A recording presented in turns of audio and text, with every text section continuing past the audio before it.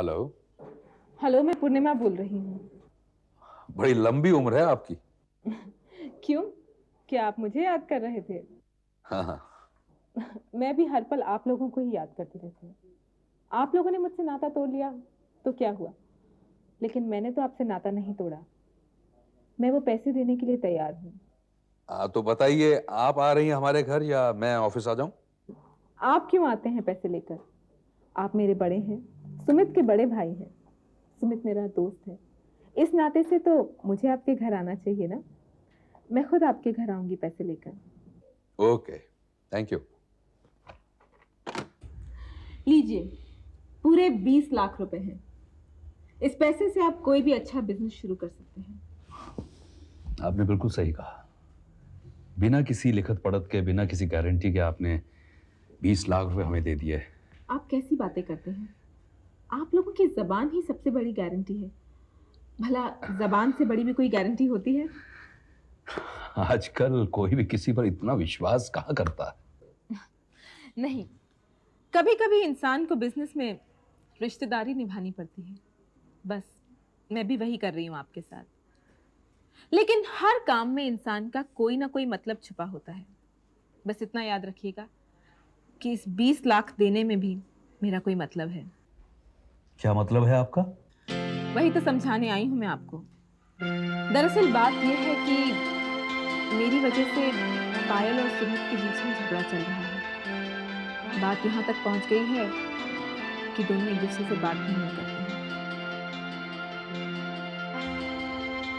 समझ लीजिए कि एक तरीके से पति पत्नी का रिश्ता ही खत्म हो गया है। ये आपको किसने कहा? सुमित मेरा अच्छा दोस्त है, और अच्छा दोस्त क्या करता है क्या नहीं करता, ये बातें जानना एक अच्छे दोस्त की निशानी होती है। मेरे कहने का ये मतलब है कि मैंने आपका एक काम किया है, आपको भी मेरा एक काम करना पड़ेगा। क्या काम करना होगा मुझे? बस इतना ही कि सुमित और पायल के बीच में जो दरार है, उस दरार को इतना बढ़ा दीजिए कि दोनों अलग हो जाएं और मेरा सुमित मुझे वापस मिल जाए। मेरे कहने का ये मतलब है कि अगर आप मेरा ये काम कर देंगे तो ये 20 लाख क्या, ऐसे कई और 20 लाख मैं आपको दे सकती हूँ। सौदा तो बहुत अच्छा लेकर आई हैं आप। 20 लाख रुपए दे रही हैं तो फिर आपका फायदा तो होना ही चाहिए। क्यों सुभद्रा? क्या हम इन पैसों के लिए अपनी जमीर को बेच देंगे? अपने सुमी से रिश्ता तोड़ देंगे? बसे बसाए घर को बर्बाद कर देंगे? इन लोगों का तो काम ही यही है कि दूसरों के बसे बसाए घरों को बर्बाद करना, या उनमें आग लगाना, या फिर दूसरों की खुशियों को खरीद लेना, है ना? क्या बकवास कर रहे हैं आप? बकवास नहीं, सही कह रहा हूं। आप नोटों से मुझे खरीदने आई हैं? जिस राजेश दीवान को अपने नोटों से खरीदने आई हैं, उसकी पेशानी भी लिखा है नॉट फॉर सेल। उठाइए अपने इन कागज के टुकड़ों को, चलिए यहां से। आई हुई लक्ष्मी को ठुकरा रहे हैं आप। शायद आपने वो कहावत सुनी नहीं, जो इंसान लक्ष्मी को ठुकराता है, लक्ष्मी एक दिन उसे ठुकरा देती है। Shut up! मुझे ऐसी लक्ष्मी नहीं चाहिए जो मेरे घर में अशांति फैला दे, मेरे घर की खुशियां खरीद ले। उठाओ इन रुपयों को, चल जाओ यहां से। एक बार फिर सोच लीजिए। सोच लिया मैंने। अगर 1 मिनट में तुमने इन रुपयों को उठाकर यहां से नहीं गई तो इन नोटों के साथ तुम्हें भी धक्के मार के फेंक दूंगा यहां से बाहर। Get lost from here. आपने जो आज अल्फाज ये कहे हैं, इन्हें याद रखिएगा, क्योंकि एक दिन इन्हीं अल्फाजों को आपको वापस लेना होगा। मिस्टर राजेश नाथ दीवान, आप पछताएंगे। पछतावा जरूरतमंद लोगों को होता है, अब मुझे तुम्हारे इन रुपयों की कोई जरूरत नहीं है। चलिए जाओ यहां से। चलती हूँ।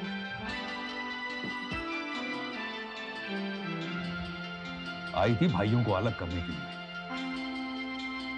अच्छा किया आपने जो उसके रुपए लौटा दिए। मुझे कहीं ना कहीं खटक रहा था कि जरूर कोई ना कोई आग लगाने के लिए आई है, और ये बात सच निकली।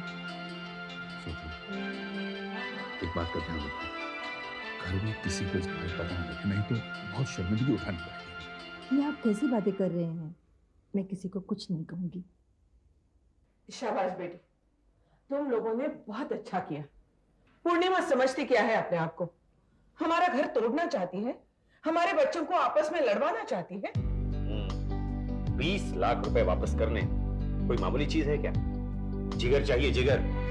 और वो भी ऐसे वक्त में जब हमें पैसों की जरूरत है।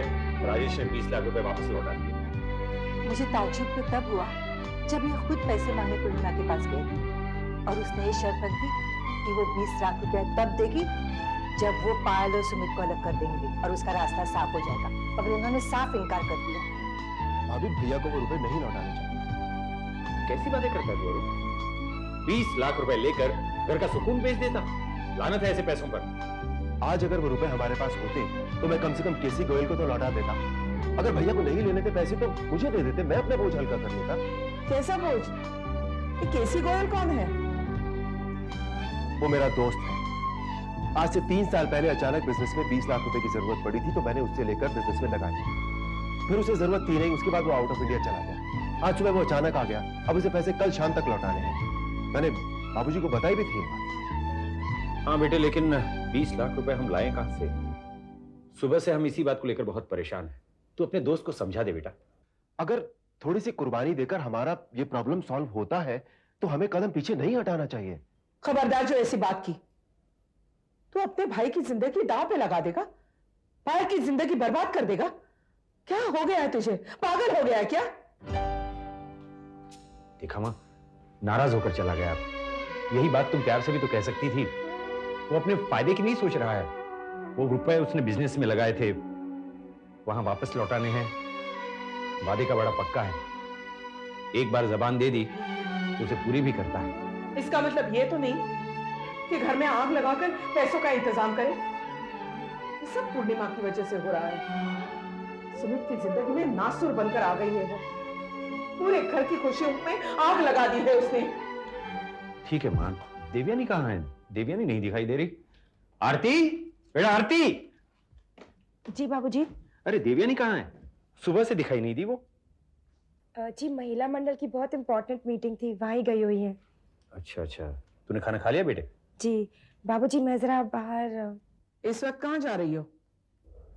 ऐसे ही टहलने। चलो अपने कमरे में जाओ। घर पर पांव टिकते नहीं है क्या तुम्हारे? माँ, तुम हमेशा आरती को डांटती क्यों रहती हो?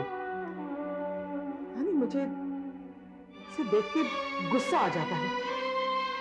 हमारे सर पर बैठ गई है, जाने कब जाएगी।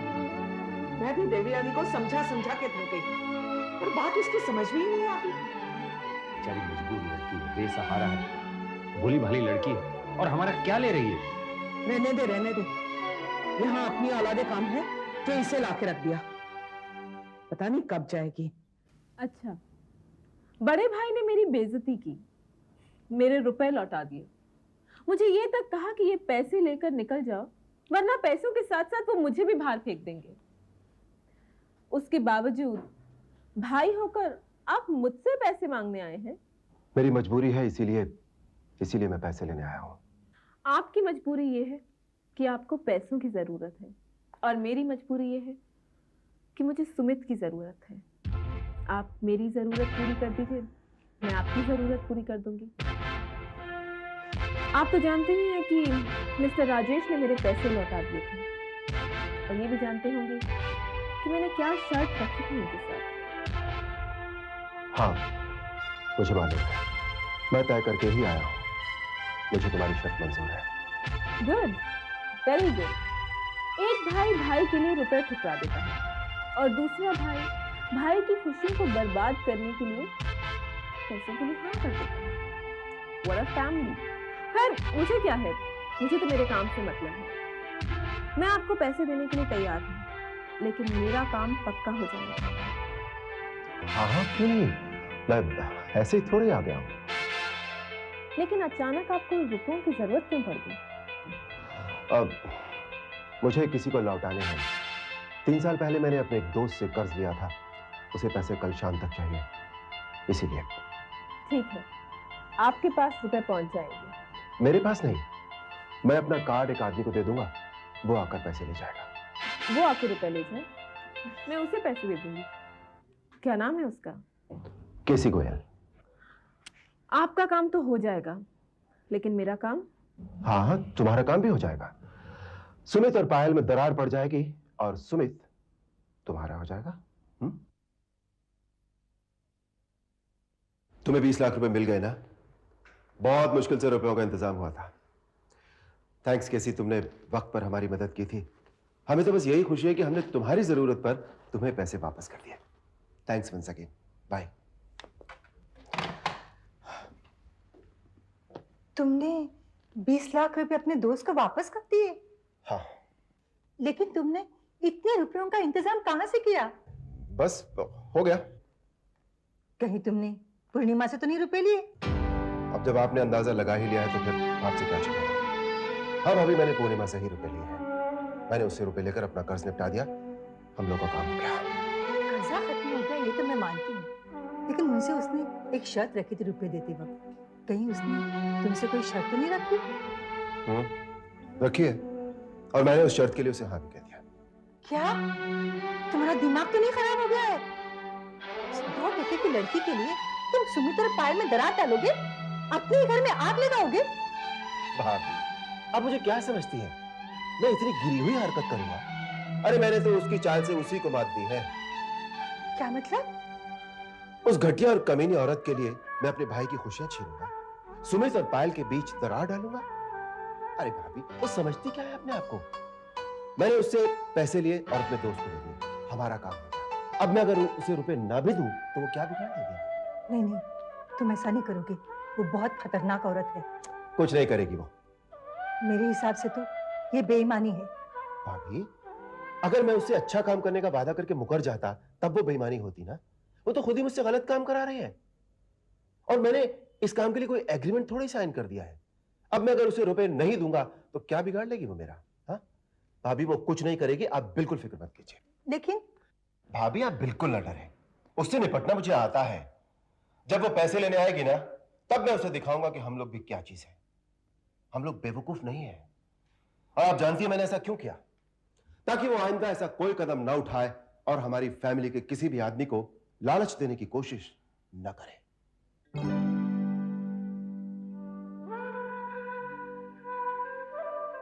बाबूजी, हाँ बहू, आज इस घर में एक बहुत गलत बात हो गई। क्या हुआ बहू? आपको पता है ना, अरुण का दोस्त आया था जिसे 20 लाख रुपए देने थे।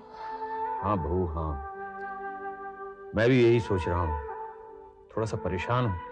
बाबूजी, आपकी परेशानी दूर हो गई। कैसे? अरुण ने उसे उसके पैसे लौटा दिए।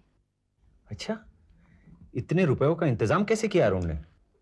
बाबूजी, उसने पूर्णिमा से रुपए लिए। पूर्णिमा से रुपए लिए? तो पागल हो गया है क्या? लेकिन पूर्णिमा ने उसे रुपए दिए क्यों? उसी शर्त पे दिए जो शर्त उसने हम पर लगाई थी। मतलब सुमित और पायल के बीच दरार डालने के लिए तैयार हो गया वो?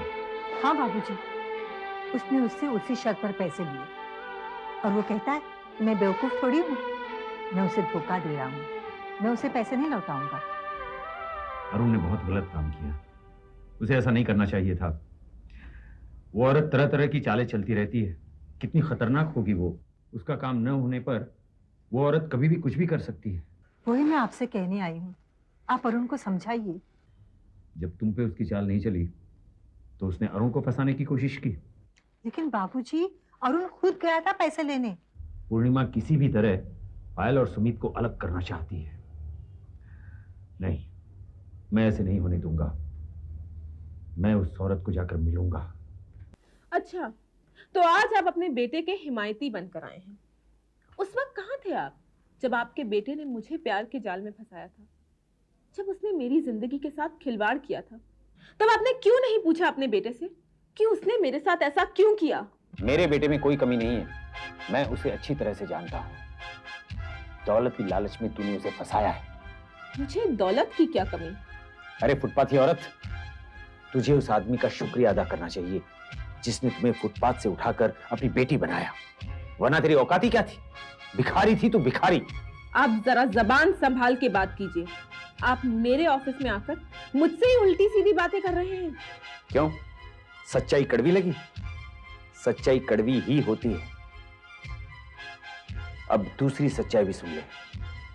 आज के बाद विशंबरनाथ दीवान के परिवार की तरफ आंख उठाकर भी देखा ना तो मैं तुम्हारी आंखें निकाल लूंगा। बस बहुत हो गया। आप बुजुर्ग हैं, इसीलिए मैं अब तक खामोश हूँ। नहीं तो क्या कर लेती तू? हाँ, क्या कर लेती? तू औरत नहीं, औरत के नाम पर कलंक है, कलंक। औरत उस शय का नाम है जो लोगों के घर बसाती है, लेकिन तू लोगों के घर उजाड़ती है। तू औरत नहीं, एक नागिन है, नागिन। विशंबरनाथ जी, खामोश। ये मत समझना कि अरुण तेरे झांसे में आ गया है। वो तुम्हें बेवकूफ बना रहा है, बेवकूफ। वो तुम्हारा काम नहीं करने वाला। एक बात सुन ले, विशंबरनाथ दीवान के परिवार का नाम अपने दिमाग से निकाल दे। मैं शरीफ आदमी हूं, और एक शरीफ आदमी जब बुरा आदमी बनता है तो वो क्या कर सकता है तू नहीं जानती। एक बात और सुन ले, मैं अपने परिवार को बचाने के लिए किसी भी हद तक गुजर सकता हूं। रही पैसों की बात, जब पैसे होंगे तुम्हें मिल जाएंगे। खुद भिखारी है, मुझे भिखारी कहता है। नहीं जानता कि इसका वास्ता किससे पड़ा है।